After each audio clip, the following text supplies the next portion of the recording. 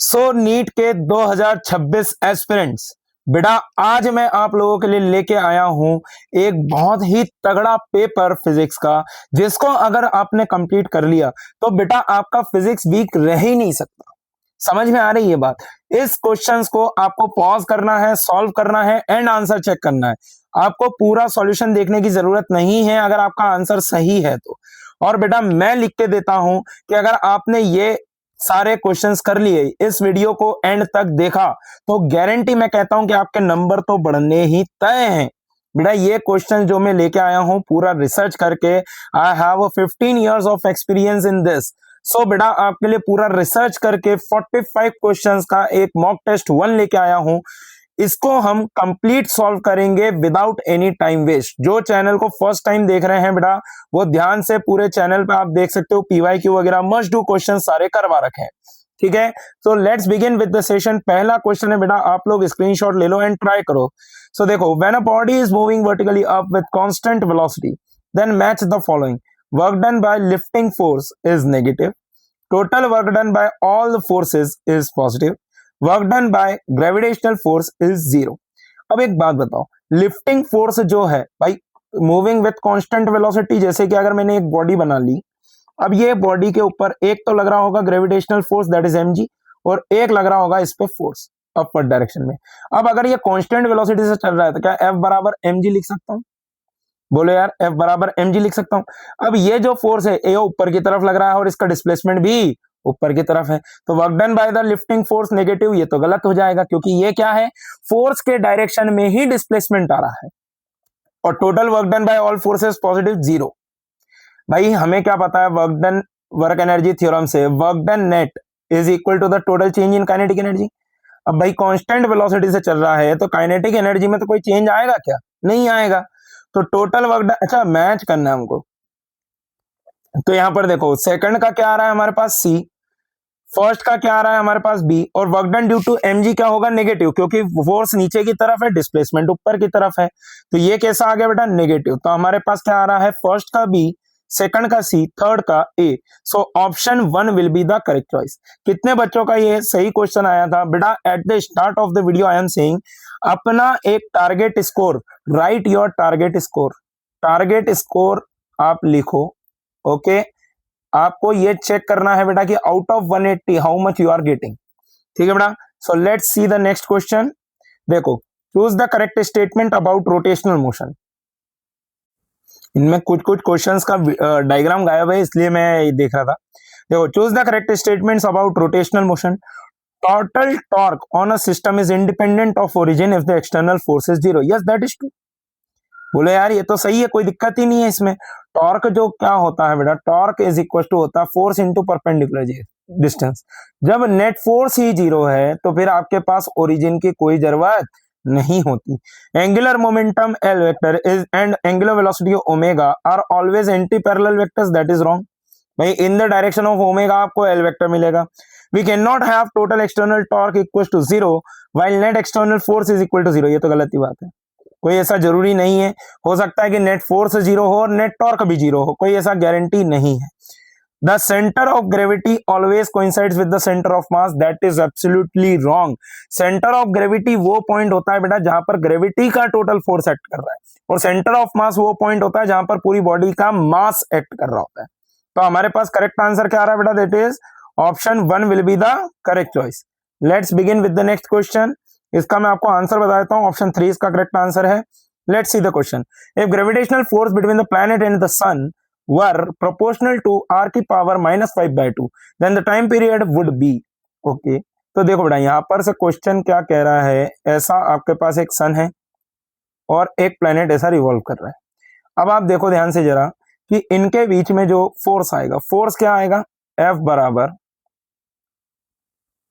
F is directly proportional to r की power -5/2। ठीक है, r की पावर -5/2। अब आप इसको क्या लिख दोगे, M R omega square is directly proportional to r की पावर -5/2। ठीक है, तो omega square is directly proportional to r की पावर -5/2 अपॉन में r कर देंगे तो इनटू में क्या हो जाएगा, r की पावर -1। तो omega square is directly proportional to R की पावर माइनस का 7/2। ठीक है, तो ओमेगा कितना आ गया बेटा, omega will be directly proportional to R की power minus 7/4। Omega is directly proportional to R की पावर 7/4। ठीक है, ठीक है बेटा। अब एक बात समझो, टाइम पीरियड बराबर क्या होता है, 2π/ओमेगा। बोलो यार, टाइम पीरियड बराबर क्या होता है, 2π/ओमेगा। तो टाइम पीरियड कितना आ जाएगा, time period will be directly proportional to R की पावर 7/4। खत्म, बढ़िया question, easy question. Option 3 will be the correct choice. बोलो यार बेटा, समझ में आया कि नहीं, मजा आया कि नहीं। अगला क्वेश्चन देखते हैं। सारे बढ़िया क्वेश्चन लेके आए हूं। देखो इसका डायग्राम मैं आपको बता देता हूं। डायग्राम क्या दे रखा है क्वेश्चन में, देखना जरा ध्यान से बेटा। डायग्राम आपको कुछ दे रखा है इस तरीके से, जस्ट अ मिनट, ये देखो।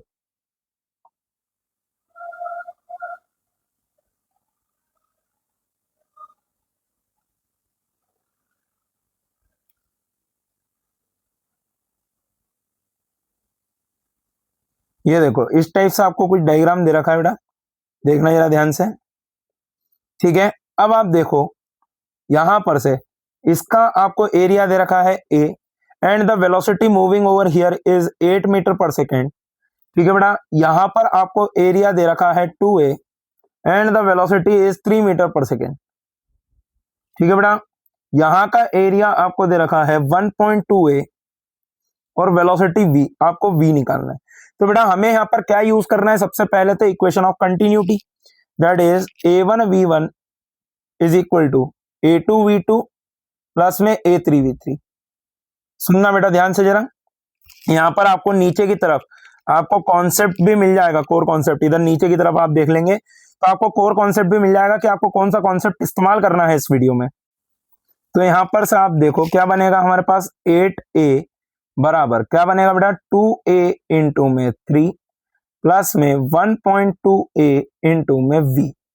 बोले यार कोई दिक्कत है क्या, तो यहां पर से आप देखो ये बनेगा 2a बराबर 1.2av।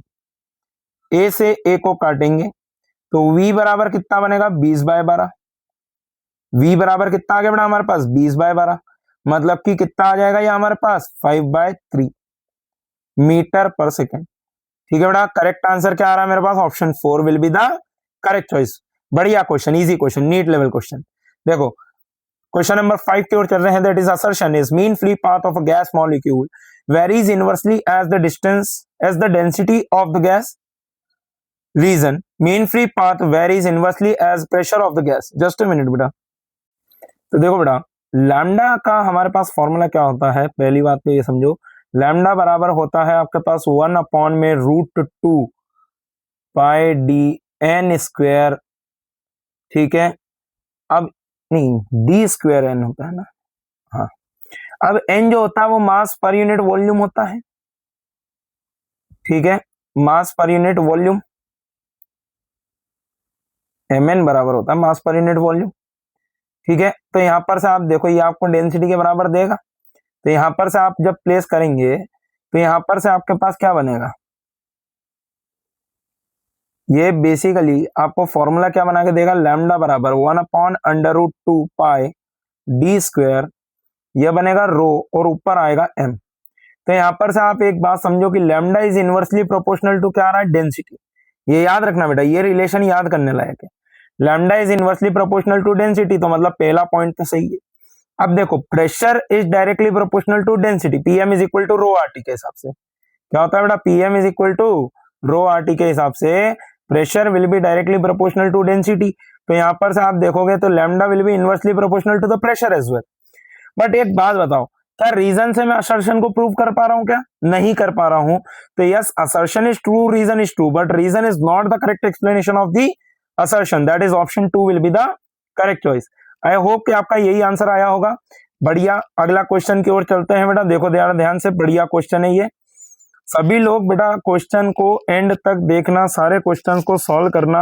अगर आपका नीट 2026 टारगेट है तो आपको बेटा ये क्वेश्चंस करना है, और मैं गारंटी दे रहा हूं ना कि आपका कैसे फिजिक्स अच्छा नहीं होगा, ये हम करके देखेंगे। तो देखो बेटा चलो, a tuning fork of frequency x produces 8 beats per second with 250 hertz, okay, and 12 beats per second with 270 hertz. The value of x is, तो बेटा देखो आप समझो, कि आपको क्या दे रखा है कि इसके साथ 250 दे रहा है और इसके साथ 12 दे रहा है। समझ में आया? तो भैया आप एक बात समझो कि either it will be f minus 250 equal to 8 और either 250 minus f equal to 8। तो अगर मैं दोनों मेथड से देखता हूं तो देखो बेटा, पहले वाले के हिसाब से f बराबर कितना आ रहा है मेरे पास 258 हर्ट्ज। ओके, मैंने बोल दिया मान लो कि ट्यूनिंग फॉर्क का फ्रीक्वेंसी कितना है f, बट सेकंड वाले के हिसाब से मेरे पास आ रहा है 242 hertz. Now in the second case if we will see, अब देखो मैंने बोला 270 माइनस 258 बराबर कितना बनेगा बेटा 12 बीट्स पर सेकेंड, और 270 माइनस 242 तो यू विल गेट 28 बीट्स पर सेकेंड। मतलब कि कॉमन क्या आ रहा है बेटा 258 हर्ट्ज। कॉमन कितना आ रहा है 258 हर्ट्ज। तो भैया हमारे पास फ्रीक्वेंसी कितनी आ जाएगी 258 हर्ट्ज। बोलो यार, क्या आप लोगों का यही क्वेश्चन का आंसर यही आ रहा है? That is option 4 will be the correct choice. अगले क्वेश्चन की ओर चलते हैं। इसमें एक डायग्राम लगेगा, वो डायग्राम मैं आपको बस 2 मिनट में दे रहा हूं बेटा, ध्यान से देखेंगे सभी लोग। देखो क्या क्वेश्चन दे रखा है कि a particle moves in a circle of radius 3 metre, angular speed 2 radian per second clockwise. Point P is at 60 degree from the x-axis. The acceleration in meter per second at point at P is, देखो बेटा ध्यान से जरा समझेंगे, diagram is like this. Okay, diagram is like this. This is the x-axis and this is the y-axis.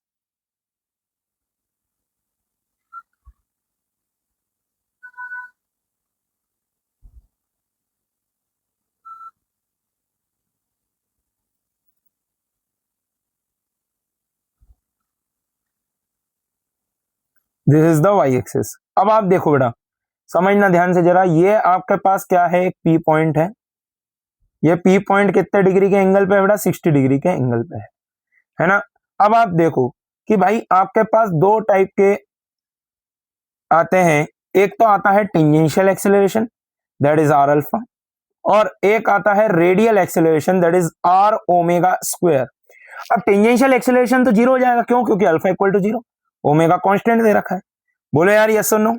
अब मेरे को आई cap जे cap के फॉर्मेट में निकालना है। देखो रेडियल एक्सेलरेशन जो होगा, radial acceleration will be towards the centre. समझ में आया बेटा? मतलब कि इस डायरेक्शन में होगा ए आर। अब ए आर आ कितना रहा है बेटा, देखो ध्यान से जरा, A R will be equal to, R कितना दे रखा आपको 3 into omega square that is 2 का स्क्वायर। तो यहां पर से आप देखेंगे ए आर बराबर आपके पास बन रहा है 12 मीटर पर सेकेंड स्क्वायर। अच्छा जी, बहुत बढ़िया। अब मैंने बोला कि ये 60 डिग्री का एंगल होगा, तो इसको आप दो तरीके से रिजॉल्व कर सकते हो। एक आ जाएगा ए आर कॉस 60 डिग्री और इस तरफ बन जाएगा ए आर साइन 60 डिग्री। ठीक है बेटा? तो यहां पर से आप देखो कि ए वेक्टर बराबर क्या बनेगा आपके पास, देखो माइनस का A R cos 60 degree I cap minus का A R sine 60 degree J cap.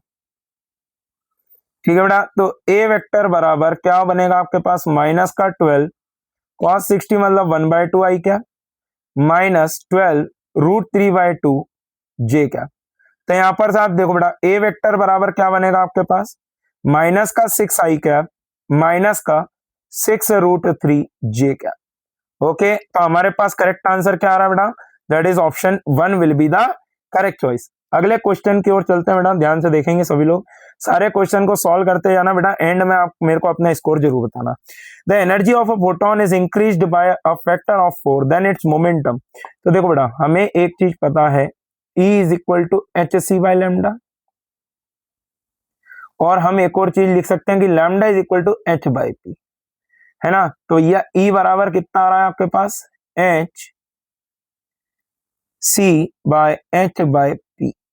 ठीक है बेटा? तो यहां पर देखो H से H कट गया, E बराबर कितना बनेगा आपके पास CP।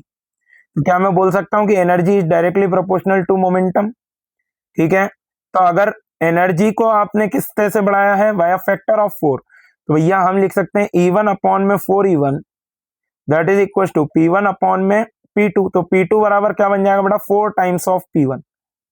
तो कितने फैक्टर से बढ़ गया बेटा, इंक्रीजेस बाय फैक्टर ऑफ 4।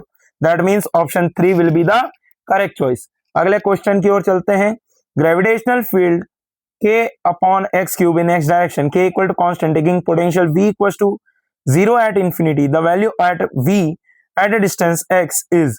थोड़ा आप एक बात बताओ, क्या मेरे को फॉर्मूला पता है, that is dv is equal to minus का e डॉट dr। बोलो यार e डॉट dx ले लेंगे, तो यहाँ पर से आप देखो dv इंटीग्रेशन 0 से लेके v तक, दैट इज माइनस का e that is k by x cube, साथ में क्या आएगा बेटा dx, इंटीग्रेटिंग लिमिट कहां से कहां तक, इन्फिनिटी से लेके x तक। तो यहां पर से देखो ये क्या बनेगा, v minus 0 that is equal to minus minus plus हो जाएगा, ये हो जाएगा k, 3 आ गया भाई, डिफरेंशिएशन इंटीग्रेशन भी ढंग से बता ही देता हूँ, x की पावर माइनस 3 प्लस 1 अपॉन में माइनस 3 प्लस 1, यही बनेगा बेटा। बोलो यार, और एक माइनस पहले से था, इन्फिनिटी से कहां तक आ रहे हैं, x तक आ रहे हैं, तो v बराबर क्या बनेगा, देखो माइनस माइनस प्लस हो गया, ये बनेगा k अपॉन 2 x की पावर माइनस 2, ठीक है बेटा, इंफिनिटी से लेके x तक। सो हमारे पास पोटेंशियल कितना आ रहा है बेटा, k बाय 2 एक्स स्क्वायर, कितना आ रहा है बेटा, k बाय 2 एक्स स्क्वायर। तो हमारे पास करेक्ट आंसर बन रहा है option 4 will be the correct choice, that's it. बोलो यार समझ में आया कि नहीं आया। अगले क्वेश्चन की ओर चलते हैं। Velocity at mean position of a particle executing SHM is v, velocity at distance equal to half of the amplitude will be. तो देखो बेटा v बराबर होगा आपके पास a ओमेगा, ठीक है, मीन पोजीशन पे एक्सीलरेशन 0, वेलोसिटी मैक्सिमम। बोलो यार कोई दिक्कत है क्या। अब मैंने बोला velocity at a general point is omega under root of A square minus x square होता है, बोलो yes or no, we dash लिख देते हैं इसको, वी डैश। तो भैया वी डैश बराबर क्या बनेगा, omega under root of A square minus A square by 4 half of the amplitude पे बोला है आपको। तो वी डैश बराबर कितना बन रहा है बेटा, √3 ए ओमेगा बाय 2, ठीक है। अब ए ओमेगा किसके बराबर है, वी के बराबर है, तो वी डैश बराबर कितना आ रहा है, √3 बाय 2 इन 2 में वी। So that means the correct answer is option 3 will be the correct choice. बोलो यार बेटा अगले क्वेश्चन की ओर चलते हैं। भाई सबको मजा आ रहा है कि नहीं आ रहा है, एक बार कमेंट करके जरूर बताना बेटा। आप लोगों के लिए बहुत एफर्ट से मैं ये वीडियोस लेके आ रहा हूं। अगर आपको अच्छा लग रहा है, ऐसे ही और वीडियोस चाहिए तो आप जरूर कमेंट डाउन कीजिए, आपको अगला वीडियो जल्दी मिलेगा। Angular velocity of a body changes from 6 radian per second to 54 radian per second without applying torque by changing moment of inertia. Ratio of initial to final radius of gyration is okay. तो बेटा देखो, अगर tau external is equal to 0 है, tau external बराबर क्या दे रखा है हमको, 0 दे रखा है, तो यहां पर से आप देखना बेटा, हम क्या लिख सकते हैं, I1 ओमेगा 1 बराबर I2 omega 2, yes or no बेटा। अब ओमेगा 1 और ओमेगा 2 हमको दिया हुआ है, I1 को आप क्या लिखोगे, m k1 का square omega 1 that is equal to I2 को आप लिख दोगे m k2 का स्क्वायर इनटू में ओमेगा 2, ठीक है बेटा। k1 ओमेगा 1 अपॉन, रुको हमको क्या निकालना है, इनिशियल टू फाइनल निकालना है, k1 अपॉन k2 का square will be equal to क्या बन जाएगा बेटा, ओमेगा 2 बाय ओमेगा 1, ठीक है। तो यहां पर से आप देखो k1 अपॉन k2 बराबर क्या बनेगा, ओमेगा 2 इज 54 अपॉन में 6, और इसका क्या कर लेंगे, अंडर रूट। तो यहां पर से आप देखो बेटा ध्यान से जरा, k1 अपॉन k2 बराबर क्या बन रहा है मेरे पास, अंडर रूट ऑफ 9, 54 और 9 6 को कैंसिल करेंगे तो 9 बनेगा। k1 अपॉन k2 बराबर कितना आ रहा है बेटा, 3। बढ़िया क्वेश्चन, बोलो यार मजा आया कि नहीं। सबको ऐसा लग रहा है ना कि नीट में ये आने वाला है, मैं भी बोलता हूँ ये नीट में आने वाला है। So option 3 will be the, option 4 will be the correct choice, ठीक है। अगले क्वेश्चन की ओर चलते हैं। On a vernier caliper, 1 centimeter on main scale is divided into 10 parts. 10 vernier divisions coincide with 8 main scale divisions. Least count of the caliper is, तो बेटा देखो वर्नियर स्केल डिविजन्स कितने आ रहे हैं आपके पास, 10, ठीक है, और मेन स्केल डिवीजन कितने आ रहे हैं, 8। तो भैया आप समझो, वन मेन स्केल का लीस्ट काउंट कितना, मेन स्केल लीस्ट काउंट वो आ रहा है 1 centimetre is divided into 10 parts, तो 1 डिवाइडेड बाय 10 कर दो, ये कितना आ गया बेटा, 0.1 सेंटीमीटर। बोलो यार ये सुन लो, अब देखो ध्यान से जल्दी से, लीस्ट काउंट का फॉर्मूला क्या होता है, 1 माइनस MHD अपॉन में VHD इनटू में least count of main scale. बोलो यार ये सुन लो, इतना समझ में आता है बेटा। तो लीस्ट काउंट बराबर क्या बनेगा आपके पास, 1 माइनस 8/10 इनटू में 0.1। तो यहां पर से देखो लीस्ट काउंट बराबर कितना आ रहा है बेटा आपके पास, 2/10 2/10 इंटू में 0.1, तो यहां पर से आप देखो लीस्ट काउंट बराबर कितना आ रहा है आपके पास 0.02 सेंटीमीटर। कितना आ रहा है बेटा 0.02 centimetre. So option 2 will be the correct choice. समझ में आया बेटा, मजा आ रहा है ना। अगले क्वेश्चन की ओर चलते हैं। The electric field due to a uniformly charged non conducting sphere of radius r as a function of distance from its centre is best represented by which graph. अच्छा ठीक है, मतलब डायग्राम मिसिंग है, कोई बात नहीं। देखो मैं आपको डायग्राम दिखा देता हूँ, रुको। Diagram is looking like this बेटा, सी। पहला ग्राफ आपको कुछ ऐसा दिया हुआ है, ध्यान से देखेंगे।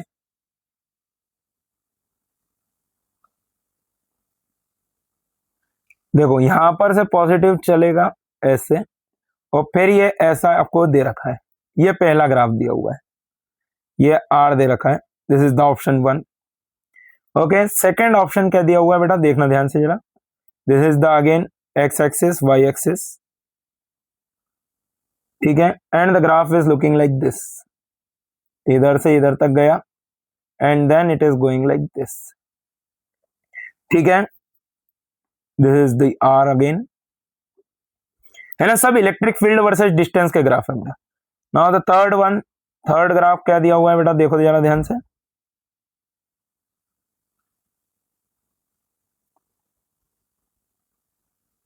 तो यहां पर से आप देखो थर्ड वाला ग्राफ आपको कुछ इस तरीके से दिख रहा है। ओके, थर्ड ग्राफ आपको कुछ इस तरीके से दिख रहा है, ये भी आपको आर दे रखा है बेटा, ठीक है। Now the final one, that is the fourth graph.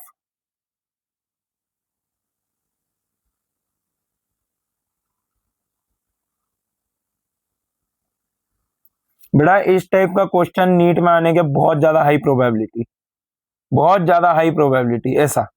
तो मेरे को एक बात बताओ, आपके पास कौन सा कर्व दे रखा है उनने बेटा, solid non conducting sphere. Non conducting sphere मतलब कि अंदर भी इलेक्ट्रिक फील्ड होती है, और अंदर जो इलेक्ट्रिक फील्ड होती है वो क्या बोलते हैं हम, electric field is directly proportional to the distance from the centre. कब तक, when r is less than equal और 0 से बड़ा। समझ में आ रहा है। और after that it varies with 1/r² relation when capital small r is greater than capital R। तो हमारे पास करेक्ट आंसर क्या बनेगा बेटा, दैट इज ऑप्शन 2। अगले क्वेश्चन की ओर चलते हैं, ध्यान से देखेंगे सब लोग। In an unbiased p-n junction, holes diffuse from p region to n region because hole concentration in the p region is more than in the n region। ये बात तो सही, ऑप्शन 3 आ जाएगा यार, तो खत्म ही है। क्यों होता है ऐसा, क्योंकि p जंक्शन की तरफ होल ज्यादा होते हैं, n जंक्शन की तरफ कम होते हैं, इसलिए क्या होगा बेटा, ये किस तरफ शिफ्ट कर जाएगा आपके पास, p से n की तरफ आपके पास डिफ्यूज हो जाएगा, ठीक है बेटा। ये सबको समझ में आया कि नहीं आया। अब देखो ये अभी तक जो क्वेश्चन थे ये सिंपल क्वेश्चन थे, नीट भी ऐसा ही करेगा बेटा। 45 क्वेश्चन में से आपको क्या लग रहा है सारे टफ थोड़ी नहीं देता, 30 क्वेश्चन टफ रहते हैं, 30 क्वेश्चन इजी रहते हैं, ठीक है। 10 क्वेश्चन आपके रहते हैं मॉडरेट लेवल, मॉडरेट लेवल जिसमें थोड़ा बहुत आपका कैलकुलेशन चेक होता है। 5 क्वेश्चन आते हैं बेटा टफ, 5 तो आएंगे ही आएंगे tough, definitely pattern will be like this only, ठीक है। तो अभी तो मैंने शुरुआत करी है, अभी आप आगे आगे देखो, बढ़िया मजा आने वाला है, ठीक है। कॉन्सेप्ट अगर आप अभी तक यही लगाते जा रहे हो तो आपके लिए बहुत ही अच्छी बात है, आपको बढ़िया आता है बेटा, ठीक है। देखो, from the photo electric effect experiment which observations are correct, stopping potential depends only on the work function. अच्छा, saturation current increases with intensity. अच्छा, ये तो सही है।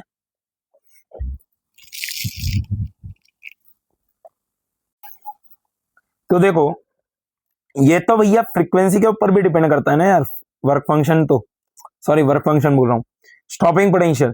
भैया हम क्या लिखते हैं, EVS, E is the charge on electron, VS is the stopping potential, that is equals to h nu minus h nu naught। तो वर्क फंक्शन पे तो आ रहा है, बट आपके पास इंसिडेंट फ्रीक्वेंसी के ऊपर भी डिपेंड कर रहा है। अब ये तो हमको पता ही है कि भैया current is directly proportional to the intensity, ये तो कोई दिक्कत नहीं है। Then next is maximum kinetic energy depends on intensity, ये तो गलत ही बात है, इंटेंसिटी से इंडिपेंडेंट है, ये डिपेंड करता है फ्रीक्वेंसी के। Photo electric effect explained by wave theory, बेटा ये सबसे बड़ी गलती कर देते हैं बच्चे, वेव थ्योरी जबकि ये किससे दिया जाता है, पार्टिकल थ्योरी से। कैसे एक्सप्लेन हुआ था बेटा, पार्टिकल थ्योरी से। Okay, so the correct answer is option 3 will be the correct choice. अगले क्वेश्चन की ओर चलते हैं। EM waves EX is equal to this, BY equal to this. Correct relation between E naught and B naught is. तो देखो बेटा, हमको एक चीज पता है, E naught by B naught बराबर क्या होता है बेटा, C that is the speed of wave. अब एक बात बताओ कि भैया हमको पता है E naught by B naught बराबर omega by B equal to K होता है, तो हम इसको लिख देंगे ओमेगा बाई के। तो हमारे पास क्या बन गया, K epsilon not equal to omega B not, K E not is equal to omega B not. So correct answer will be option 1 will be the correct choice. बोलो यार बेटा, समझ में आ रहा है, मजा आ रहा है कि नहीं आ रहा? अगले क्वेश्चन पे चलते हैं। Block of mass 5 kg on horizontal surface, mu is equal to 0.4, horizontal force of 10 newton applied, friction between body and the surface. Wait, कुछ तो गड़बड़ है क्वेश्चन में। वेट, ये देखो क्वेश्चन ये है, समझना। आपके पास क्या है, ऐसा एक ब्लॉक हॉरिजॉन्टल सरफेस पे लाई कर रहा है, ठीक है, this is lying on a horizontal surface like this. Okay, अब आपने क्या बोला कि इस पे आपने एक फोर्स लगा दिया, that is F is equal to, क्या लगा दिया बेटा, F बराबर 10 न्यूटन का फोर्स आपने अप्लाई कर दिया। अब यहां पर से देखो, इसका मास कितना है बेटा, 5 kg, मास इज 5 kg। आप देखो ऊपर की तरफ क्या आ जाएगा बेटा, नॉर्मल, नीचे की तरफ आ जाएगा mg, दैट इज 5 इंटू में g। अब आप समझो कि भैया मैक्सिमम फ्रिक्शन कितना आ सकता है, समझना जरा। Maximum friction F max, friction लगेगा पीछे की डायरेक्शन में, तो F मैक्सिमम कितना पॉसिबल है आपके पास, म्यू इंटू एन के बराबर, क्योंकि n बराबर 5g आएगा हर समय, n बराबर mg मत ले लेना बेटा, ठीक है। तो यहां पर से देखो आप ध्यान से जरा, F मैक्सिमम बराबर क्या आ रहा है आपके पास, 0.4 इंटू में 5 इंटू में g। अब आप यहां पर ध्यान से देखेंगे तो ये बनेगा 5 चौक 20 2 2g, तो 2g ये 10 से बड़ा है, तो बेटा ये तो लिमिटिंग फ्रिक्शन का केस आ रहा है ना। फ्रिक्शन क्या होता है, क्या पूरी वैल्यू मैक्सिमम दे देता है क्या, नहीं। फ्रिक्शन कब तक नहीं देता मैक्सिमम, जब तक रिक्वायर्ड नहीं है। अभी कितने का रिक्वायरमेंट है, 10 का, तो कितना देगा, 10 देगा। सो option 2 is the correct choice. बोलो यार, कितने लोग ट्रैप में फंस गए थे और आंसर निकाल लिया था 19.6, कमेंट करके जरूर बताना, ठीक है बेटा। अगले क्वेश्चन की ओर चलेंगे हम लोग, देखो जरा ध्यान से। Closed organ pipe length L, density rho 1 and open organ pipe length L, density rho 2। अच्छा, ये L1 rho 1 है, ऐसा ही क्या। Vibrate at same frequency in first overturn, length of the organ pipe is x by 3 L under root rho 1 by rho 2, value of x is। देखो बेटा, first overturn की बात हो रही है, तो हम क्या लिखेंगे, 3v by 4L is equal to 2v by 2L 1। Open pipe के तो हमको लेंथ पूछी है ना, ठीक है, ये वाली लेंथ ही हमको पूछी है, ठीक है बेटा। अब यहां पर से आप देखो क्या बनेगा हमारे पास, v को आप क्या लिखोगे, under root of p by rho 1, ये कितना आ जाएगा, under root of p by rho 2 into में 1 अपॉन L1। तो भैया यहां पर आप देखो ध्यान से, L1 बराबर क्या बन रहा है, 4L by 3 under root of rho 1 upon rho 2। क्या बना बेटा, 4L by 3 under root rho 1 upon rho 2। तो ये यही तो निकालना था। तो x की वैल्यू कितनी आ गई आपके पास, 4, खत्म। Correct answer is option 4 will be the correct choice. बोलो यार बेटा, अगले क्वेश्चन की ओर चलते। इन the circuit shown capacitor C and 2C in series with resistors R and 2R battery V, the potential difference between the points A and B is। तो देखो बेटा जरा, अब देखो बच्चे घबराए जाएंगे, बोले सर आरसी सर्किट का क्वेश्चन हम तो छोड़ के आएंगे। अरे क्यों छोड़ के आना, आरसी सर्किट का क्वेश्चन ही नहीं है ये। देखो नोडल एनालिसिस लगाओ, यहाँ पर 0 हो गया, यहाँ पर V वोल्ट हो गया। अब देखो ऊपर का C और 2C सीरीज में डाल दो, तो क्या बना दोगे, 2C बाय 3। नीचे के दोनों रेजिस्टेंस को सीरीज में डाल दो, कितना बन जाएगा, 3R। अब देखो यहां पर से करंट जा रहा होगा I1 बराबर कितना डाल दो बेटा, V bye 3R, V bye 3R। और ऊपर में जो चार्ज आया होगा कैपेसिटर्स पे, वो कितना लिख दोगे, Q is equal to CV, that is 2C by 3 into में V। बोलो यार बेटा, सभी लोग प्रैक्टिस करने वाले क्वेश्चन को, ये बढ़िया क्वेश्चन है, एकदम शानदार क्वेश्चन। देखो जरा ध्यान से, चार्ज तो सेम रहता है, तो मैंने बोला इस पॉइंट पे पोटेंशियल डिफरेंस, ये भाई यहाँ का तो V है, मैंने बोला V माइनस वी ए बराबर क्या लिख दोगे, Q बाय मतलब 2CV बाय 3 अपॉन में क्या कर दोगे C, ये C से C काट दो, V माइनस वी ए बराबर कितना बन गया बेटा मेरे पास 2/3V। सिमिलरली यहां पर क्या लिखोगे, I1 करने जा रहा है तो I1 इंटू आर यहां पर ड्रॉप हो जाएगा, तो V माइनस वी बी बराबर क्या बन जाएगा बेटा V/3। ठीक है, अब हमको तो क्या निकालना है, VA माइनस VB निकालना है, तो भैया आप देखो जरा क्या हो जाएगा, VB माइनस VA बराबर क्या बन जाएगा अपना बस V/3 के बराबर। So potential difference across B and A is coming out to be as what, V/3, that is option 4 will be the correct choice। क्या ये आरसी सर्किट का क्वेश्चन था? बिल्कुल नहीं था ये आरसी सर्किट का क्वेश्चन, ये नॉर्मल क्वेश्चन था जो कि आप सॉल्व करके आ सकते थे। अगले क्वेश्चन को देखते हैं। A ray makes an angle theta1 with the interface, refracted ray makes an angle theta2 with the interface, speeds in media C1 are C1 and C2, correct law of refraction। अच्छा देखो बेटा समझना ध्यान से जरा, एक रे आई इस तरीके से यहां पर गिरी θ1 एंगल पे, ठीक है बेटा, और इस तरीके से गई कितने एंगल पे, θ2 एंगल पे। ठीक है बेटा, अब आप देखना यहां पर रिफ्रैक्टिव इंडेक्स μ1 ले लेते हैं, यहां पर रिफ्रैक्टिव इंडेक्स μ2 ले लेते हैं। अब स्नेल्स लॉ क्या कहता है बेटा, μ1 sin θ1 will be equal to μ2 sin θ2। बोलो यार यस और नो। अब म्यू को तुम क्या लिख दोगे, C/C1 sin θ1 that is equal to C/C2 sin θ2। Yes or no everyone, is it clear?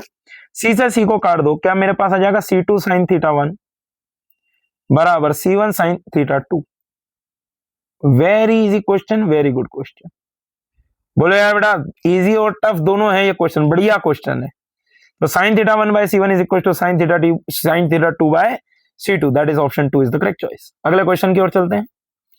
AC current I equals to I1 sin omega t plus I2 cos omega t, reading of hot wire ammeter will be. अब ये वाला question किन से solve हो रहा है बेटा, वो लोग तो बिल्कुल मतलब डेफिनेटली मेरे को कमेंट कर देना, मैं समझ जाऊंगा कि आपकी तैयारी बढ़िया चल रही है। अब देखो यहां पर एक रिलेशन यूज होता है कि मान लो A sin थीटा प्लस में B cos थीटा, इसकी जो मैक्सिमम और मिनिमम वैल्यू होती है बेटा वो कितनी होती है, under root of A square plus B square, और ये होता है बेटा लेस देन और इक्वल टू माइनस का under root of A square plus B square. ये बहुत सारे टीचर्स पढ़ाते नहीं है, मैं मेरी क्लास में सबसे पहले कराता हूं बेटा बेसिक मैथ्स में बच्चों को ये चीज याद करवाता हूं मैं। तो यहां पर से आप देखो कि इसका जो इक्विवेलेंट बनेगा वो बनेगा under root of I1 square plus I2 square और इनटू में बनता है sine omega t plus theta. ठीक है, theta was the initial phase, जो कोई दिक्कत नहीं है। अब हॉट वायर एमीटर क्या नापता है बेटा, हॉट वायर एमीटर नापता है IRMS। IRMS क्या हो जाएगा, under root of I1 square plus I2 square और डिवाइडेड बाय 2। अच्छा बढ़िया, शाबाश, आ गया ना आंसर। बोलो यार क्या आ गया, option 2 will be the correct choice. बोलो भाई अगले क्वेश्चन की ओर चलते हैं। Due to thermal expansion with rise in temperature which are correct, metallic scale reading is less than true value, pendulum clock goes slow, floating body sinks more, weight of the body in liquid increases। Metallic scale के लिए अगर मैं length बोलूंगा तो L is equal to L0 into 1 plus alpha delta T, यही लिखते हैं हम। अब देखो बेटा जब टेम्परेचर बढ़ा देंगे तो क्या मैं बोल सकता हूं कि ये मीटर स्केल की लेंथ बढ़ चुकी है। भाई पहले जहां पर ये 10 सेंटीमीटर का मार्क आ रहा था वो अब यहां पर कहीं पे आएगा। अब मान लो पहले ये लेंथ नापना चाहते थे तो ये 10 सेंटीमीटर आ रही, मतलब पहले ये वाली लेंथ नापना चाहते थे लेकिन अब वो ये लेंथ यहां पर दिखाएगा, तो ये तो क्या हो गया, गड़बड़ हो गई भाई। क्यों, क्योंकि ये ट्रू वैल्यू से छोटा आएगा, ये बात तो सही है। पेंडुलम क्लॉक गोज स्लो, तो डेल्टा टी बराबर लिखते हैं 1/2 अल्फा डेल्टा थीटा। टेम्परेचर बढ़ाओगे टाइम पीरियड बढ़ जाएगा, टाइम पीरियड बढ़ने से आपका पेंडुलम क्लॉक जो होती है वो स्लो हो जाती है, ये बात तो सही है। फ्लोटिंग बॉडी सिंक्स मोर, क्यों? Density will decrease. भाई मास सेम रहेगा, बॉडी का mass will not change, mass is constant but density will decrease, और अगर डेंसिटी डिक्रीज हो गई तो अपथ्रस्ट डिक्रीज हो जाएगा, तो ये भी सही बात, डूब जाएगी। Weight of the body in liquid decreases, increases, मतलब क्योंकि देखो नीचे की तरफ क्या आ रहा है, mg। जब आप एक बात बताओ, अपथ्रस्ट अगर कम हो गया तो क्या हो जाएगा, बॉडी पे mg नेट जो आएगा वो बढ़ जाएगा। समझ में आया भाई, mg इफेक्टिव, तो ये इंक्रीजेस। तो हमारे पास करेक्ट आंसर क्या आ रहा है, A B C D are correct. Okay बेटा, अगले क्वेश्चन की ओर चलते हैं। A small sphere of radius r falls in a viscous liquid and attains terminal velocity. Rate of heat production due to viscous force is proportional to। देखो बेटा, समझना ध्यान से जरा। टर्मिनल वेलोसिटी का फॉर्मूला क्या होता है, 2/9 ईटा सिग्मा माइनस रो इंटू में जी आर स्क्वायर। बोलो यार यही लिखते हैं हम लोग। अब आप बाय रो भी लिख लो, सिग्मा लिख लो। क्या होता है फॉर्मूला, गलत तो नहीं लिख रहा हूँ? गलत ये है ना, सिग्मा थोड़ी नहीं आता उसमें। हाँ ठीक है। अब आप एक बात समझो, जो हमारे पास फॉर्मूला होता है विस्कस फोर्स का, वो आता है 6π∗RV T, that is the terminal velocity. तो क्या मैं बोल सकता हूँ कि force is directly proportional to R cube आ गया भाई? बोले यार force is directly proportional to R cube आ गया। अब एक बात बताओ, पावर का बराबर होता है, पावर क्या होता है बेटा, F इंटू वी। पावर बराबर लिखोगे तुम कितना, F into V, that is R की power 5। Power is directly proportional to R की पावर 5। और जब अगर ये R की पावर 5 हो गया, ठीक है, तो हीट तो आपको निकालना है, तो इसको बस कुछ भी मत करो, टाइम से मल्टीप्लाई कर देंगे, तो heat will be directly proportional to R की पावर 5। तो हमारे पास करेक्ट आंसर क्या आ रहा है बेटा, option 3 will be the correct choice. अगले क्वेश्चन की ओर चलते हैं। Spring balance A reads 2 kg block M, balance B reads 5 kg beaker with liquid, the hanging mass is immersed in the liquid, what happens? रुको बेटा, diagram लगेगा। देखो ये डायग्राम आपको दे रखा है, पर भाई जब एक बात समझो कि अगर मैं ये वाले ब्लॉक के बारे में कंसीडर करूं, तो ये वाले ब्लॉक के ऊपर एक तो स्प्रिंग फोर्स लग रहा होगा kx और एक लग रहा होगा बाई एनसी। तो यहां पर से आप देखो कि ये इसके ऊपर लग रहा है mg। अब ध्यान से देखना, क्या मैं लिख सकता हूं, kx बराबर हो जाएगा mg minus F B, that is the buoyancy force. तो भैया ये तो 2 kg से कम रीड करेगा, ये बात तो गारंटी हो गई। अब एक बात बताओ, ये बायंसी आया किसके कारण था, ये बायंसी आया था इसके कारण, ठीक है। बीकर का सिर्फ लिक्विड के साथ है मास 5 kg।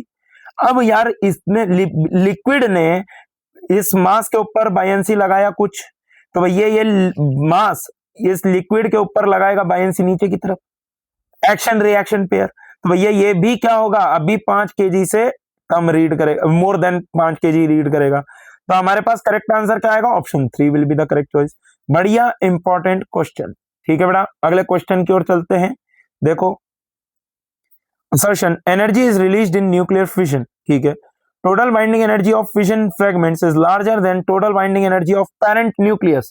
तो यहां पर से आप देखो बेटा क्या बनेगा आपके पास कि energy in nuclear fusion is released, ये बात तो सत्य है, कोई गलत नहीं है उसमें, ठीक है। टोटल बाइंडिंग एनर्जी पर nuclear of fragments is larger than the total binding energy of the parent nucleus, ये भी सही है।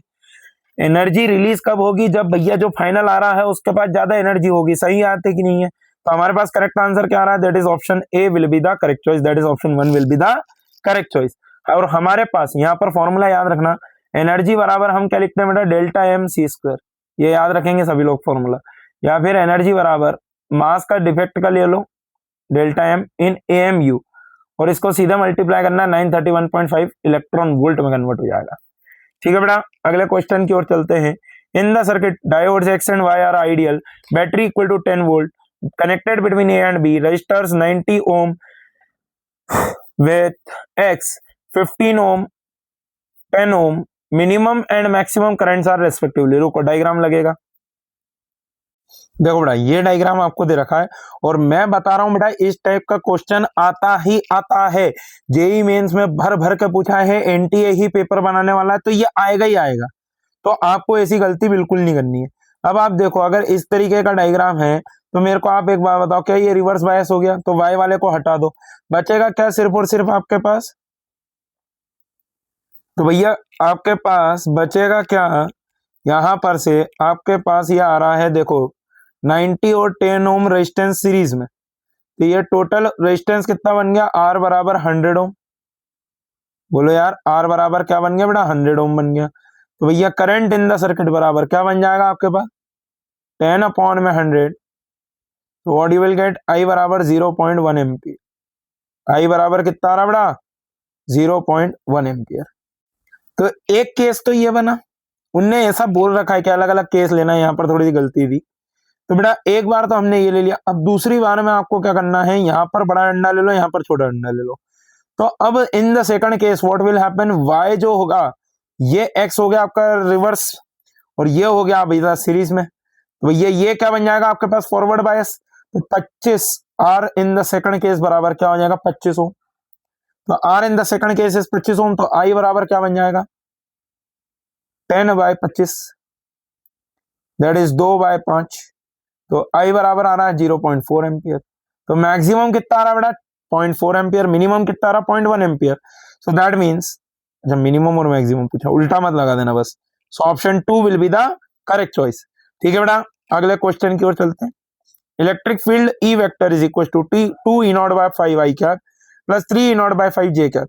E nought is equal to this flux through a rectangular surface of area in the YZ plane. देखो बेटा अब plane कौन सा दे रखा है आपको? YZ प्लेन दे रखा है। YZ प्लेन मतलब कि इस तरीके से कुछ बाहर आ रहा होगा। तो YZ प्लेन का जो एरिया वेक्टर आएगा बेटा वो कौन सी डायरेक्शन में आएगा? X डायरेक्शन में। Area vector will be in the I cap, तो मतलब आपको सिर्फ ये I कैप वाले को देखना है। तो यहां पर से देखो फ्लक्स बराबर हम क्या लिखते हैं? E vector dot A vector. Flux बराबर क्या लिखते हैं भाई? E vector that is 2 E nought by 5। सिर्फ I कैप ही देखना है ना, तो सीधे रेक्टेंगुलर सरफेस का एरिया कितना है? 0.4। ठीक है, तो 5 बराबर क्या बन जाएगा बेटा? 2 इंटू में 4 इंटू 10 की पावर 3 अपॉन में 5 इंटू में 0.4। तो ये कितना बन जाएगा बेटा? 5 बराबर 8 इंटू 4 इंटू में 5 इंटू में 10 की पावर 2। नहीं, क्या कर दिया मैंने? गलती कर दी है बहुत सारी। देखो जरा, कोई बात नहीं, जरा अच्छे से लिख लेते हैं। तो भैया यहाँ पर साहब देखो, एक तो ये बना दो 16 इंटू 2 इंटू में 100/5। तो ये 5 बराबर बन रहा है बेटा कितना? 32 100/5। तो यहाँ पर साहब देखो 5 बराबर कितना बनेगा? 640 newton metre square per coulomb. ठीक है बेटा, कितना आ रहा है हमारे पास answer? That is 640 newton metre per square per coulomb. That is option 1 is the correct choice. अगले क्वेश्चन की ओर चलते हैं। That is 2 cells of EMF। Just a minute, इसका डायग्राम तो नहीं है, मैं चेक कर लेता हूँ एक बार थोड़ा सा। डायग्राम है बेटा, देखो जरा ध्यान से। 2 cells of EMF 2E and E internal resistance R1 and R2 respectively are connected in series with capital R. ठीक है, the value of R at which potential difference across the terminals of cell of 2 EMF 2E becomes 0. अच्छा, diagram देखो बेटा, diagram देखना बहुत जरूरी है। Diagram में क्या दिया हुआ है आपके पास? इस टाइप से है।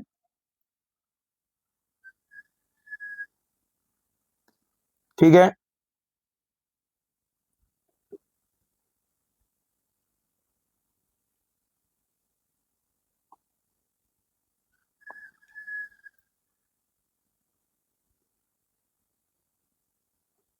ऐसा आपको कुछ दे रखा है डायग्राम।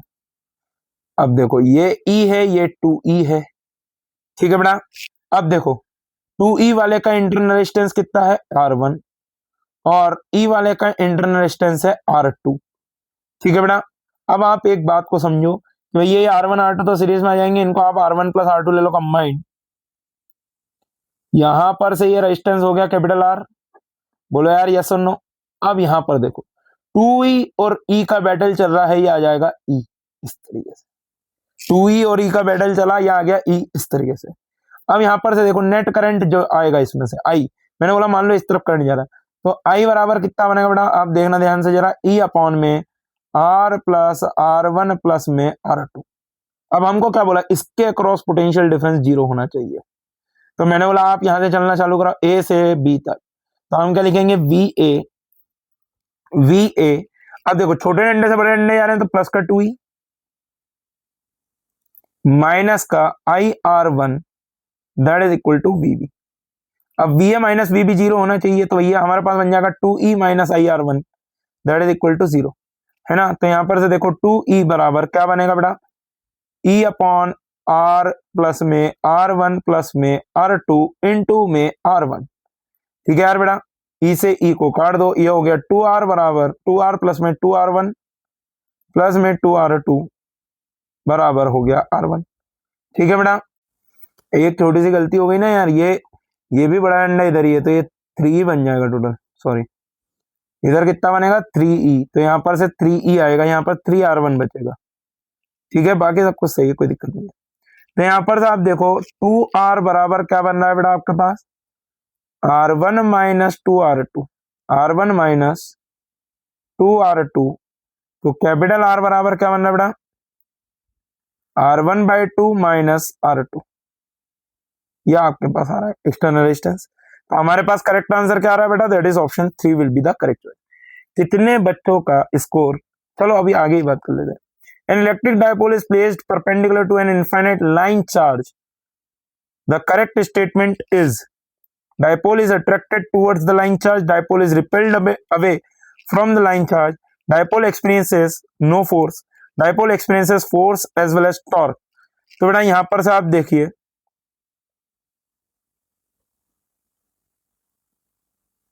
ये आपको इस तरीके से दिया हुआ है डायग्राम में, सुनना, ये इनफाइनाइटली लाइन चार्ज है, पॉजिटिव लाइन चार्ज, ओके। ये पॉजिटिव लाइन चार्ज आपको कुछ इस तरीके से दे रखा है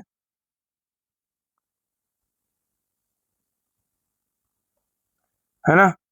अब आप देखना ध्यान से जरा, यहां पर आपको दे रखा है बेटा ऐसा नेगेटिव चार्ज, ठीक है, इधर की साइड पे ऐसा दे रखा है नेगेटिव चार्ज, और यहां पर होगा आपका पॉजिटिव चार्ज। बोलो यार कोई दिक्कत है क्या इसमें किसी को भी। तो ये हो गया आपके पास Q1 और ये हो गया आपके पास Q2, मतलब sorry Q and minus Q ले लेते हैं। अब हमको पता है electric field due to infinite line charge is 2k lambda by r। तो मतलब आप जितनी जितनी दूरी पे जाते जाओगे क्या इलेक्ट्रिक फील्ड कम होती जाएगी। अब पॉजिटिव वाला रिपेल करेगा इस पर फोर्स इस डायरेक्शन में, बट नेगेटिव वाले के कारण इस पर आएगा इधर की तरफ प्लस F1 और ये हो गया F2। अब मेरे को पता है F1 will be greater than F2, क्यों, क्योंकि R1 will be less than R2। बोलो यार यस और नो। तो dipole is attracted towards the line charge, that is option 1 will be the correct choice. अगले क्वेश्चन की ओर चलते हैं।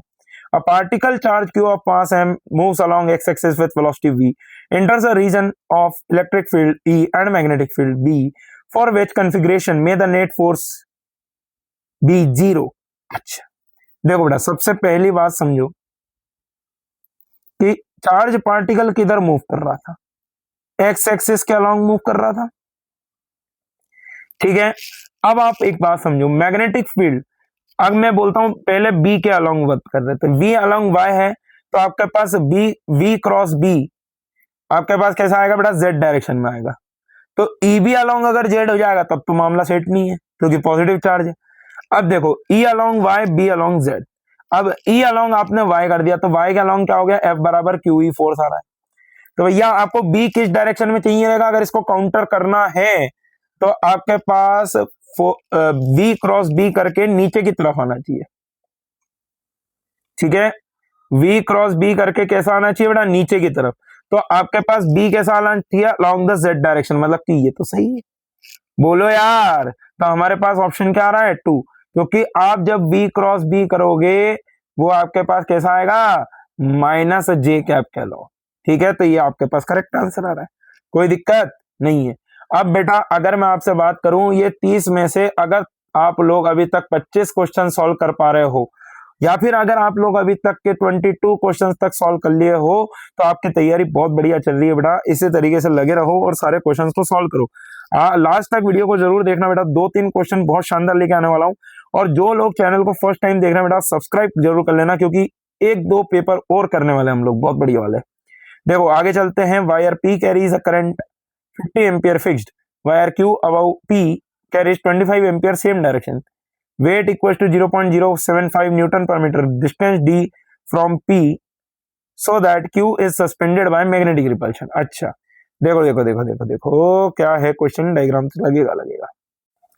देखो हमको ये डायग्राम दिया हुआ है और हमको बोल रखा है कि सिर्फ मैग्नेटिक सस्पेंशन से ही आपको होल्ड करना है। देखो इस पर फोर्स आएगा मैग्नेटिक फील्ड का ऊपर की तरफ, इस पे नीचे आएगा mg। अब ये फोर्स पर यूनिट लेंथ दिया हुआ है, mg पर यूनिट लेंथ कितना है बेटा 0.075। अब ये फोर्स पर यूनिट लेंथ कितना आता है आपके पास, mu naught I1 I2 upon में 2 पाई डी। बोले यार बेटा ठीक है, ये इन्फिनिट तक जा रहा होगा, हमको उससे कोई लेना देना नहीं। 2 से मल्टीप्लाई करो, 2 से डिवाइड करो, 0.075 ये बन जाएगा 2 इंटू 10 की पावर -7 इंटू में I1 into I2 that is 50 into में 25। ठीक है बेटा, और अपॉन में क्या आ जाएगा, डी आ जाएगा। तो भैया हमको तो डी निकालना है, तो डी बराबर क्या बनेगा 10 की पावर -5 इंटू में 25 इंटू में 1 अपॉन में 0.075। इसको ऊपर भेज दो, ऊपर बना दो 1000, इसको काटो 3 बार में कट गया। तो यह आ गया डी बराबर कितना आ रहा बेटा 10 की पावर -2/3 मीटर, 10 की power -2/3 metre. So that means क्या आ रहा है बेटा option 3 will be the correct choice. बोलो यार मजा आया कि नहीं। अगले क्वेश्चन की ओर चलते हैं, थोड़ा सा लेवल बढ़ेगा आप बेटा धीरे धीरे। देखो जरा अगला क्वेश्चन भी डायग्राम वाला क्वेश्चन है, वेट फॉर द डायग्राम बेटा। देखो बेटा ये आपके पास इनपुट उनने ग्राफ वगैरह ऐसा दे रखा है। अब देखो मैं इसको कन्वर्ट कर देता हूं, ये 1 है, ये 0 है, फिर 1 है, 0 है, बी क्या है 1 0 0 1। ठीक है बेटा, अब देखो मैं इसको आपको सिंपल वे में सॉल्व करता हूं, सिंपल वे में। ठीक है बेटा, देखना जरा ध्यान से कि भाई आपने इस तरीके से एक ट्रुथ टेबल बना लो। ठीक है, this was A, this is B, then this is A bar. क्यों, क्योंकि यहां पर ए बार आएगा और यहां पर क्या आ जाएगा बी बार, और वो आपने फीड करना है। ये क्या आ गया बेटा बी बार। अब देखो जरा आउटपुट वाई हमको निकालना है। यहां पर से आप देखो कि ए का क्या बन रहा है बेटा 1, क्या था आउट इनपुट 1 0 1 0। अब बी का क्या था 1 0 0 1। ठीक है, ए बार क्या हो जाएगा 0 1 0 1, बी बार क्या हो जाएगा 0 1 1 0। ठीक है, अब देखो 0 0 पे और गेट में, ये और गेट है, और गेट 0 0 पे 0 देता है, 1 1 पे 1 देता है, 0 1 पे 1 देता है, जी 1 0 पे 1 देता है। तो आउटपुट क्या आ जाएगा हमारे पास 0 1 1 1। आपसे आउटपुट बस ऐसे ही पूछा था बेटा, तो आउटपुट वाज लाइक दिस। ठीक है, ऐसा गया और फिर इसके बाद ऐसा, तीनों ऊपर, खत्म। बोले यार तो ऑलवेज हाई हमारे पास क्या आएगा, option 1 will be the correct choice. ठीक है, ऐसा मतलब उनने बना के ऐसे ही दिया था। ठीक है, अगले क्वेश्चन की ओर चलते हैं। क्वेश्चन मतलब ऑप्शन से ज्यादा हमको क्वेश्चन समझना जरूरी है बेटा। क्वेश्चन सुनना, projectile of mass m is launched with an initial velocity v1 vector making an angle theta with the horizontal as shown in the figure. The projectile moves in the gravitational field of the earth. The angular momentum of the projectile about the origin when it is at the highest point of its trajectory is। अच्छा देखो बेटा diagram समझना जरा, diagram समझने लायक है। ठीक है, ये आपका डायग्राम में आपने इसको v1 से यहाँ पर से प्रोजेक्ट कर दिया। ठीक है बेटा, v1 से आपने इसको प्रोजेक्ट कर दिया, ये एंगल कितना दे रखा है theta. Now it will follow a trajectory like this, parabolic trajectory. ठीक है बेटा, पैराबोलिक ट्रेजेक्टरी इसने ऐसी फॉलो करेगा। ठीक है, पैराबोलिक ट्रेजेक्टरी फॉलो करी, आपसे बोला उसने जब ये मैक्सिमम हाइट पर पहुंच जाता है बेटा, this is the maximum height, this is the H maximum. तो ये जब मैक्सिमम हाइट पर पहुंच जाता है तो इसकी वेलोसिटी कितनी आएगी बेटा, दैट इज ये आ जाएगा v इनिशियल, तो ये बन जाएगा v इनिशियल cos थीटा। क्या आ जाएगा बेटा v इनिशियल cos थीटा। अब आप समझो जब ये मैक्सिमम हाइट पर पहुंच चुका है तो मैक्सिमम हाइट का फॉर्मूला क्या होता है बेटा, that is vi square sine square theta by 2g, vi square sine square theta by 2g। अब हमारे पास फॉर्मूला क्या होता है बेटा, that is angular momentum is equal to mvr perpendicular. ठीक है, तो एंगुलर मोमेंटम बराबर क्या बनेगा m V I cos theta उस पॉइंट पे इनटू में R perpendicular that is H max. तो यहां पर से देखो एल बराबर क्या बन रहा है बेटा मेरे पास M V I cube into में cos theta sine square theta, ठीक है, होल डिवाइडेड बाय 2g। और किस डायरेक्शन में आएगा बेटा, अंदर की तरफ आएगा तो माइनस का क्या। बोलो यार बेटा समझ में आया नहीं आया। तो हमारे पास करेक्ट आंसर क्या बन रहा है, that is option 1 will be the correct choice. बोलो यार सबका यही आंसर आया था कि नहीं आया था, बढ़िया क्वेश्चन है, समझ में आना चाहिए। ठीक है, अगले क्वेश्चन की ओर चलते हैं। That is R1 equal to this, R2 equal to this are connected in parallel, equivalent resistance with error is. देखो बेटा जब R पैरेलल में होते हैं तो 1/R बराबर होता है 1/R1 प्लस में 1/R2।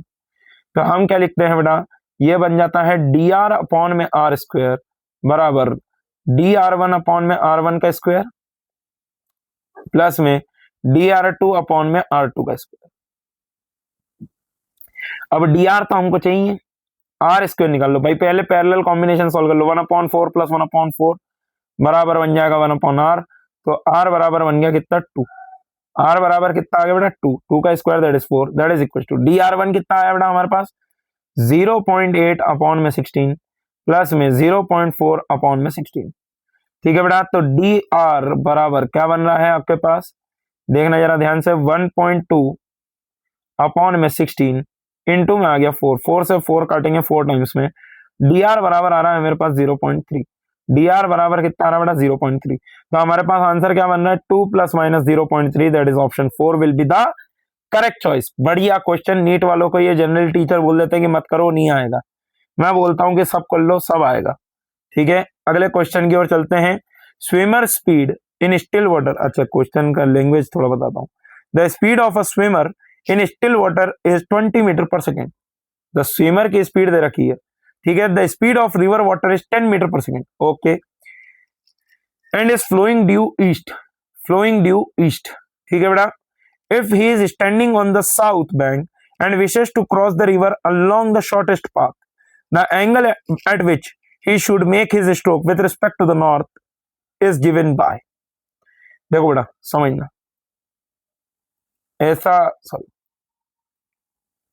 ऐसा रिवर बह रहा है इस डायरेक्शन में, वो यहां पर खड़ा है, यहां पर से उसको यहां पर पहुंचना है along the shortest path। River की वेलोसिटी कितनी दे रखी है बेटा 20 मीटर पर सेकेंड, अब सॉरी 10 मीटर पर सेकेंड। अब उसने बोला कि भाई मैं तो इस डायरेक्शन में जाऊंगा with some velocity that is 20 metre per second, still water velocity दे रखी है। नॉर्थ से मैंने बोला थीटा एंगल, तो भैया आप एक बात समझोगा, शॉर्टेस्ट पाथ में पहुंचना है तो ड्रिफ्ट 0 होना चाहिए। तो भैया मैं क्या बोल सकता हूँ 20 sine theta must be equal to कितना आना चाहिए बेटा 20 sine theta must be equal to क्या होना चाहिए 10। तो भैया यहाँ पर से देखो साइन थीटा बराबर क्या आ रहा है 1/2, साइन थीटा बराबर क्या आ जाएगा बेटा 1/2। तो ये बन गया थीटा बराबर कितना आ रहा है 30 डिग्री, थीटा बराबर कितना आ रहा है 30 डिग्री। 30 डिग्री फ्रॉम नॉर्थ से किस तरफ जाना है बेटा वेस्ट की तरफ, 30 degree west. So option 2 will be the correct choice. अगले क्वेश्चन की ओर चलते हैं बेटा। In the given circuit 10 volt source resistors are diodes D1 and D2, अच्छा आइडियल विच इज करेक्ट। देखना बेटा ध्यान से जरा, ऐसा आपको डायग्राम दे रखा है समझना, यह आपको दे रखा है माइनस का 10 वोल्ट, ठीक है, ऐसा आपको सर्किट दे रखा है in this series, R is given, okay, and then diode is like this D1, और यहां पर से ये ऐसा आएगा D2, और ये अर्थिंग हो गई। ठीक है, now this is the point B, this is the point A। ठीक है, अब आप एक बात समझो बेटा, D1 is forward bias, D2 reverse bias, current flows from A to B। अच्छा देखो बेटा एक बात समझो, अगर ये 0 है यहां पर -10 है तो भाई एक बात समझो कि D1 तो कैसा हो गया आपके पास रिवर्स, D1 कैसा हो जाएगा बेटा रिवर्स, और D2 कैसा हो जाएगा आपके पास फॉरवर्ड। तो D2 क्या आना चाहिए फॉरवर्ड बायस, और D1 कैसा आना चाहिए रिवर्स बायस। और no current will flows, no current flows. So option क्या आ रहा है हमारे पास, option 2 will be the correct choice. अगले क्वेश्चन की ओर चलते हैं बेटा। अकॉर्डिंग, ये देखो पैरामैग्नेटिक सैंपल मैग्नेटाइजेशन इतना दे रखा है, मैग्नेटिक फील्ड इतनी है, टेम्परेचर दे रखा है, at B equal to 0.2 tesla, temperature is this, intensity of magnetization. देखो इंटेंसिटी ऑफ मैग्नेटाइजेशन क्या होती है बेटा, magnetic directly proportional to the magnetic field induction upon में टेम्परेचर। ठीक है, तो भैया हम क्या लिख सकते हैं, I2 बाय I1 बराबर क्या बन जाए बेटा, B2 बाई B1 इंटू में T2 बाई T1। ठीक है, अब इंटेंसिटी ऑफ मैग्नेटाइजेशन कितनी है, I2 तो हमको चाहिए, I1 हमको दे रखी है 8, that is equal to B2, B2 कितना है बेटा 0.2, B1 कितना है 0.6, इनिशियल टेम्परेचर और फाइनल टेम्परेचर, फाइनल है कितना 16, इनिशियल वॉज 4, ये हो गया 4 टाइम्स में। तो I2 बराबर कितना आ रहा है बेटा हमारे पास 32 बाय 3 एम्पियर मीटर इनवर्स, कितना आ रहा है बेटा 32 by 3 ampere metre inverse. So option 1 will be the correct choice. अगले क्वेश्चन की ओर चलते हैं। In Young double slit experiment 8 fringes observed in a segment with lambda equal to 600 nanometre, if lambda is changed to 400 nanometre, number of fringes in the same region. तो बेटा ये तो simple question हो जाएगा, हम क्या लिख देंगे, n1 lambda 1 is equal to n2 lambda 2। अरे फ्रिंज विड्थ से बैलेंस करते हैं ना, n1 बीटा 1 बराबर n2 बीटा 2, अब डी तो सब सेम है तो डायरेक्ट आ जाता है। अरे तो कितना हो जाएगा, 8 fringes in the first part when the lambda is 600, 8 into में 600 that is equal to n2 तो हमको चाहिए, ये हो गया 400। तो यहाँ पर से देखो n2 बराबर कितना बन रहा है बेटा 12, कितने कितने दिखेगी फ्रिंजेस 12, सो ऑप्शन कितना आ रहा 4। अगले क्वेश्चन की ओर चलते हैं। Current sensitivity of galvanometer is equal to 5 division per milli ampere, voltage sensitivity 20 division per voltage, resistance of galvanometer is. तो देखो बेटा हमें एक फॉर्मूला याद होना चाहिए कि V equal to IR plus IG into में RG, this is the resistance of the galvanometer. तो RG बराबर क्या बन जाएगा बेटा, V बाय IG। अब V कितना है बेटा, RG बराबर देखो 20 अपॉन में 5 division per milli ampere, that is 10 की, कुछ गड़बड़ हो रही है, अच्छा सेंसिटिविटी बोल रहा है यार, रुको रुको रुको, सेंसिटिविटी बोल रहा है। तो V बराबर होता है NBA बाय C। अच्छा ठीक है रुको, NBA by K times of RG, ये बनेगा V, और I बराबर क्या बन जाएगा, NBA बाय K, रेशियो ले लेंगे तो V बाय IS बराबर क्या आ रहा 1 बाय RG। ठीक है, तो RG बराबर क्या बन रहा है, I बाय V बनेगा, अब सही आ जाएगा। देखो तो RG बराबर क्या आ जाएगा बेटा आपके पास 5 इंटू 10 की पावर 3 मिली एम्पियर को कन्वर्ट कर दो, अपॉन में कितना आ जाएगा 20। तो यहाँ पर से देखो RG बराबर कितना बनेगा 1000 अपॉन में 4, दैट मीन्स RG बराबर कितना आ रहा बेटा 250 ओम, कितना आ रहा है 250 ओम। तो हमारे पास करेक्ट आंसर क्या आ रहा है, option 3 will be the correct choice. देखो नेक्स्ट क्वेश्चन की ओर चलते हैं। Horizontal tube open both ends contains liquid column, length does not change with temperature, just a minute, question का लैंग्वेज क्यों चेंज हो जा रहा है ये,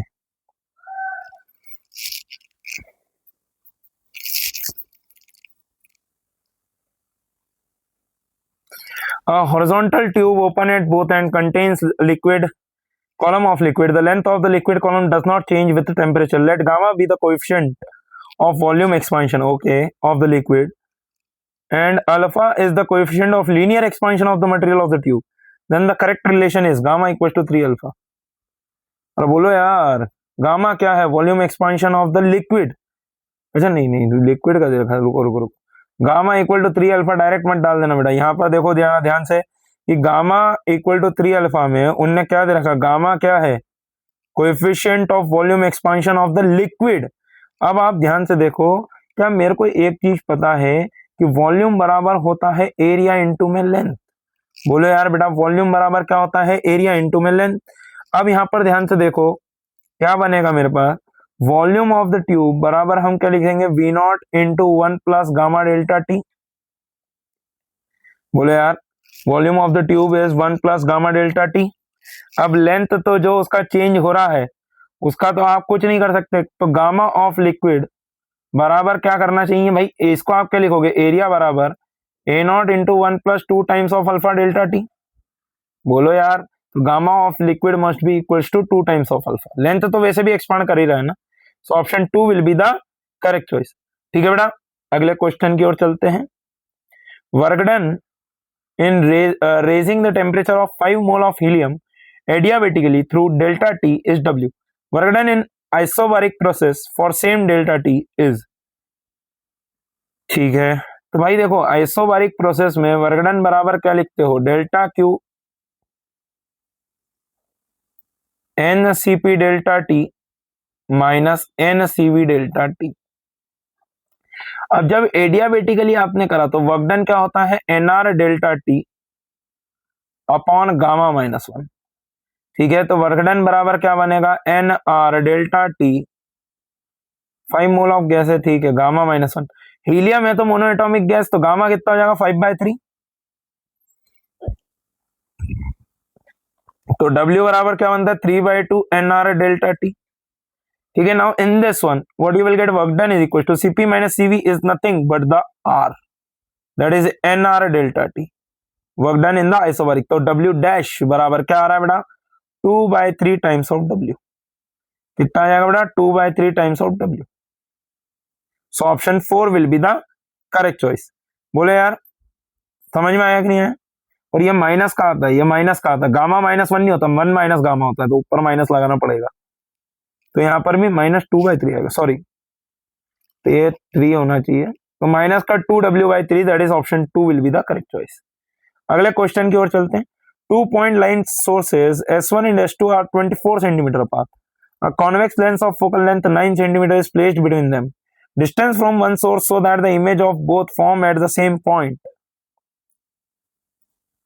देखो बेटा समझना, हमारे पास क्या बनेगा, एक मिनट इसका डायग्राम देखो, ऐसा कुछ आपको डायग्राम तो नहीं दिया बट हम इसको ऐसा कुछ ले सकते हैं। देखो पहले तो ऐसी एक लेंस बना दी हमने, अब ये लेंस के ऊपर आपके बीच में आपने लेंस के बीच में आप लेंस को बीच में रखा है, this is the S1 and this is the S2। ठीक है, अब मैंने बोला कि मान लो अगर ये x डिस्टेंस की दूरी पर रखा हुआ है, ठीक है, इसकी इमेज बनती है यहाँ पर कहीं पे y।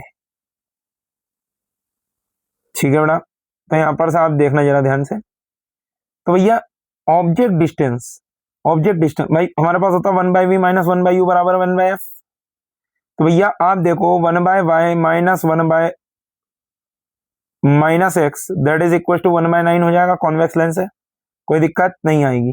और दूसरे वाले में आप क्या लिखोगे S2 के लिए, S2 के लिए ऑब्जेक्ट डिस्टेंस कितनी हो जाएगी बेटा, तो 1/v, वो ये तो 1/y पे ही आना चाहिए। बोले यार पर ये नेगेटिव आएगा, माइनस ऑफ माइनस का 24 माइनस x। बोले यार with negative sign that is equal to 1/9। बस ये दो इक्वेशन है, दोनों को हम सॉल्व करेंगे तो हमारे पास क्या आ जाएगा बेटा, x की और y की वैल्यू आ जाएगी। बोलो दो इक्वेशन बन गई ना, दो इक्वेशन को अगर मैं सॉल्व करता हूं, मैं थोड़ा कैलकुलेटर से सॉल्व करूंगा इस चीज को, तो मेरे पास एक इक्वेशन बन के आएगी x के फॉर्मेट में, that is x² minus 24x plus में 108 दैट इज इक्वल टू 0। तो यहाँ पर से देखो जब मैं x को सॉल्व करता हूँ तो या तो 18 सेंटीमीटर आएगा या फिर 6 सेंटीमीटर आएगा। भाई दोनों ही आंसर हो सकता है, अब 18 तो पॉसिबल ही नहीं है ना, दिया नहीं है, तो हम क्या लिखेंगे 6 सेंटीमीटर, क्योंकि 18 और 6 24 होता है, तो सही बात है, कोई दिक्कत नहीं है। अगले क्वेश्चन की ओर चलते हैं। Single slit diffraction with yellow light slit with this yellow light replaced by X-rays pattern will reveal.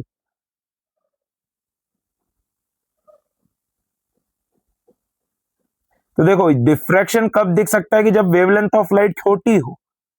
भाई z² मतलब a/λ इज ऑलमोस्ट कंपेरेबल और बहुत छोटा ही हो, तो जब आप एक्सरे यूज कर दोगे बेटा, तो एक्सरे की जो वेवलेंथ जाती है वो कितनी जाती है आपके पास,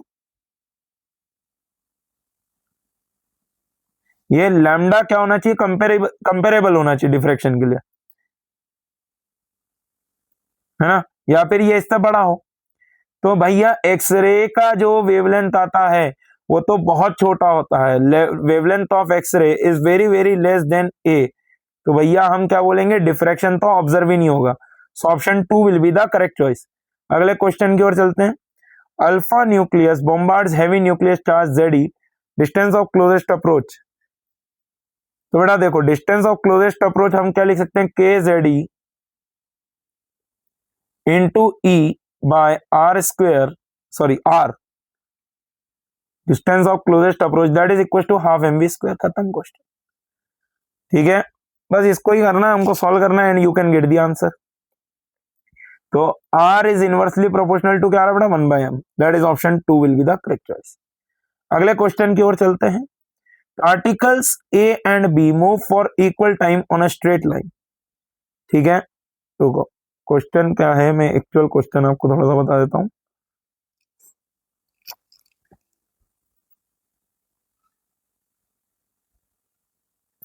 Two particles A and B start from rest and move for equal time on a straight line.